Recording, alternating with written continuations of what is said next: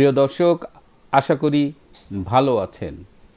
আজকে কথা বলবো আমাদের একজন উপদেষ্টা মাহফুজকে নিয়ে।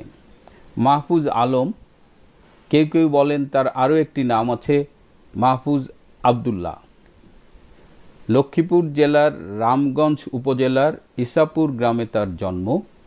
এই রামগঞ্জ উপজেলায় আমি অনেকবার গিয়েছি, বিশেষ করে যখন আমি আর্সেনিক নিয়ে কাজ করতাম 98-99-এর দিকে। এটি একটি আর্সেনিক উপদ্রুত এলাকা ছিল। পরবর্তীতে এই মাহফুজ চাঁদপুরের একটি মাদ্রাসা থেকে এসএসসি সমমানের দাখিল এবং আরেকটি মাদ্রাসা থেকে এইচএসসি সমমানের আলিম পাশ করে 2015-16 শিক্ষা বছরে ঢাকা বিশ্ববিদ্যালয়ে আইন বিভাগে ভর্তি হয়েছিলেন।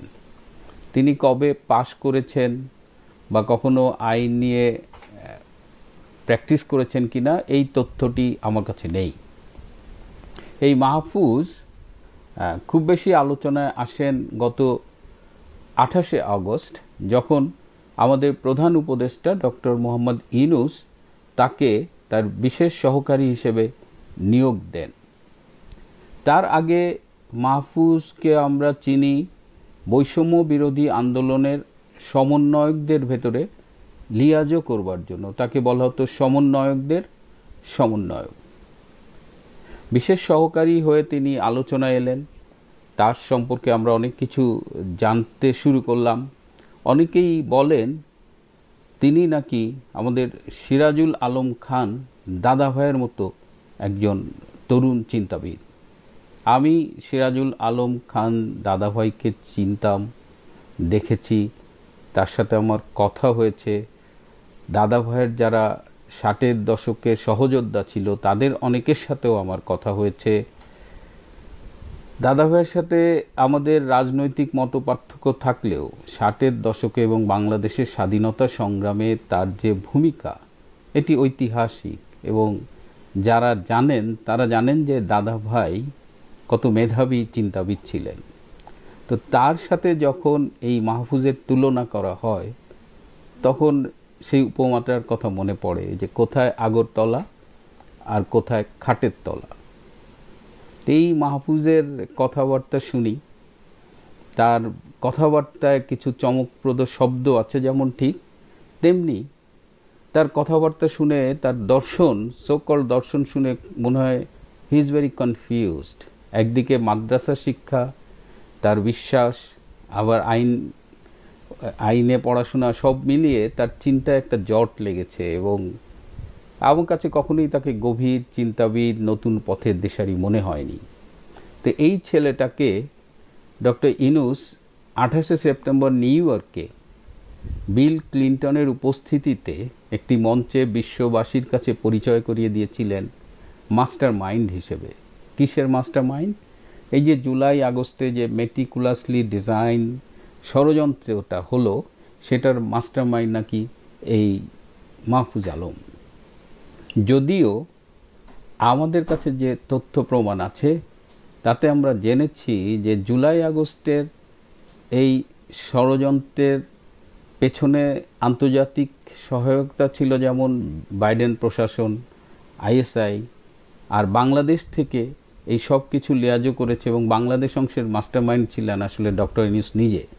তিনি বিশ্ববাসীর কাছে মাহফুজকে মাস্টারমাইন্ড বলে পরিচয় করিয়ে দিয়েছেন, যেটা সত্যি ছিল না। মাস্টারমাইন্ড তিনি নিজেই ছিলেন। এবং তিনি আমাদের সামনে একেবারে ইনোসেন্ট একটা মানুষ হয়ে আসেন, বলেন আমাকে ছাত্ররা এখানে এনে বসিয়েছে, which is not true. He was all through part of this whole conspiracy. তো সেই মাহফুজকে আমরা গত 10ই নভেম্বর দেখলাম যে ডক্টর ইউনূসের উপদেষ্টা পরিষদে একজন সদস্য হিসেবে শপথ নিতে। মাহফুজ এখন দপ্তরবিহীন উপদেষ্টা। আমার কাছে গতকাল একটি নির্ভরযোগ্য সূত্র থেকে খবর এসেছে যে এই মাহফুজ এখন প্রায় প্রতিদিন নিয়ম করে ঢাকা ক্যান্টনমেন্টে যান এবং ঢাকা ক্যান্টনমেন্টে গিয়ে তিনি তার অনুসারী জুনিয়র এবং মিড লেভেলের অফিসারদের সাথে রেগুলার মিটিং করেন, যোগাযোগ করেন, আলোচনা করেন।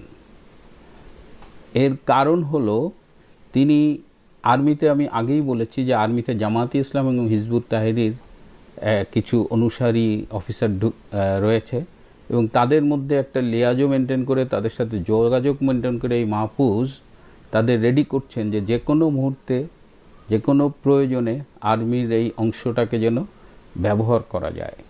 তো ফ্লাগওয়ালা গাড়িতে ক্যান্টনমেন্টে যান, তিনি সহজে ঢোকেন, কিন্তু তিনি যে প্রায় যাচ্ছেন এবং এই যে রেগুলার মিটিং সিটিং করছেন, এটা কিন্তু ক্যান্টনমেন্টে ওপেন সিক্রেট। এবং এটির ফলে ইতিমধ্যেই আর্মি অফিসারদের মধ্যে এক ধরনের অসন্তোষ দেখা দিয়েছে, এক ধরনের ক্ষোভ দেখা দিয়েছে। তাদের কথা হলো যে একজন উপদেষ্টার প্রতিদিন ক্যান্টনমেন্টে কি কাজ, এবং এমন তো নয় যে তিনি প্রতিরক্ষা মন্ত্রণালয়ের উপদেষ্টা যে তিনি এ কারণে ক্যান্টনমেন্টে যাচ্ছেন। সো এই ক্ষোভের জায়গাটা কিন্তু ক্যান্টনমেন্টে তৈরি হয়েছে। সুতরাং আমি আর্মির সিনিয়র কমান্ডকে অনুরোধ করব এই বিষয়টি যেন গুরুত্বের সাথে দেখা হয়, এবং এটি যদি সত্যি হয় তাহলে ইমিডিয়েটলি এটার বিরুদ্ধে ব্যবস্থা নেওয়া উচিত।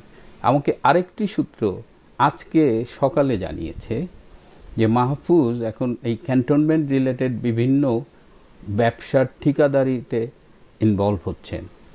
জলসিঁড়ি আবাসন প্রকল্প আপনারা জানেন, সেখানে মাহফুজেরই মনোনীত একজন ঠিকাদার বালু সরবরাহের কাজ করছেন।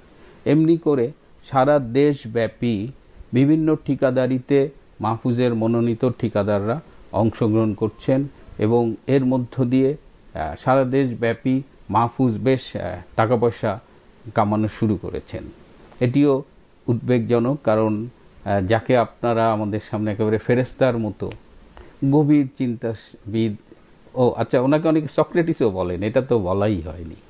যাকে আপনারা সক্রেটিস বলছেন, যাকে গভীর চিন্তাশীল বলছেন, যাকে সততার একেবারে সত্যবাদী যুধিষ্ঠির বলছেন, তার এই অবস্থা। অর্থাৎ যেখানে যা পাচ্ছে লুটে পুটে খাচ্ছে এই সমন্বয়করা, এইসব উপদেষ্টারা। তো মাহফুজও সেই লাইনেই আছেন। তো এইটা খুবই উদ্বেগের। সেনাবাহিনীকে নিয়ে যখন এই কথাটা উঠেছে এবং সেনাবাহিনীর ভেতরে যখন এই অসন্তোষ, বিভিন্ন গ্রুপিং, উপদলাদলি, রাজনৈতিক ইন্টারফারেন্স চলছে, সেখানে একজন উপদেষ্টার নাম এভাবে জড়িয়ে যাওয়াটা খুবই চিন্তার বিষয়। আশা করব এ ব্যাপারে অচিরেই ব্যবস্থা নেওয়া হবে এবং তার ক্যান্টনমেন্টে বিনা প্রয়োজনে বারবার যাওয়া এবং রাজনৈতিক তৎপরতা অবশ্যই বন্ধ করা হবে। প্রিয় দর্শক, আজ এ পর্যন্তই। ভালো থাকবেন, সুস্থ থাকবেন এবং একটু কষ্ট করে হলেও আমার এই চ্যানেলটি সাবস্ক্রাইব করবেন। সবাইকে আবারও ধন্যবাদ।